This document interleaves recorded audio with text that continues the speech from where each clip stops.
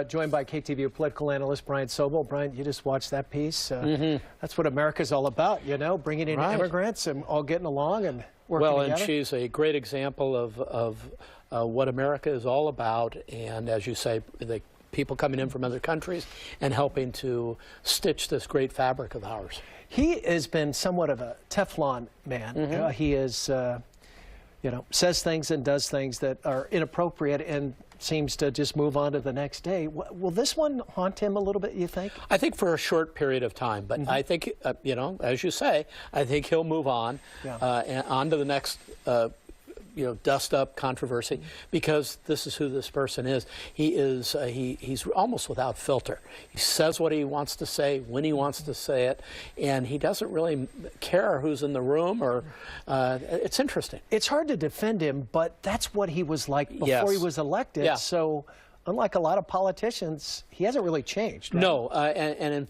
fairness to him, I think he would be the first to say, hey, I said a lot of things during the campaign.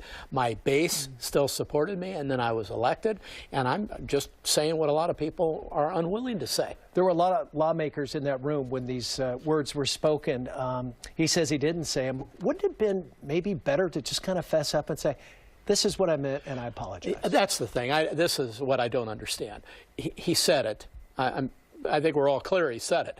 And instead of coming out and responding to the question about it and saying, I said it, I was worked up, I was angry, I was whatever, and it was probably inappropriate, but you know, I think we got a tough problem on our hands. I think a lot of it would have been dissipated really quickly. But to say you didn't say it and 10 people in the room heard it. And then pile on, actually, there's he tweeted out, never said anything derogatory about Haitians, probably should record future meetings.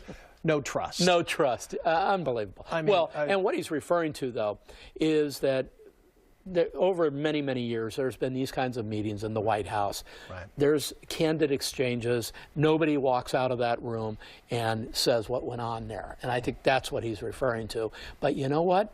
That's this president, that's this divisive time in American history where nobody's cutting anybody any slack.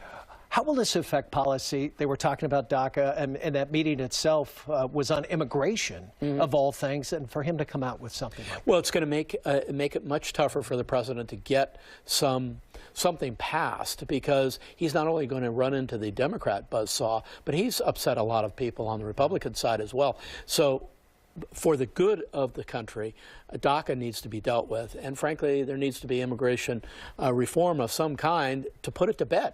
And so at some point, all of these people have to start trying to get along, and this does not help that. Well, you worry how we are perceived in the world. Yeah, you really do. Does not help. Okay. Okay. Hey, Brian, thanks so much for your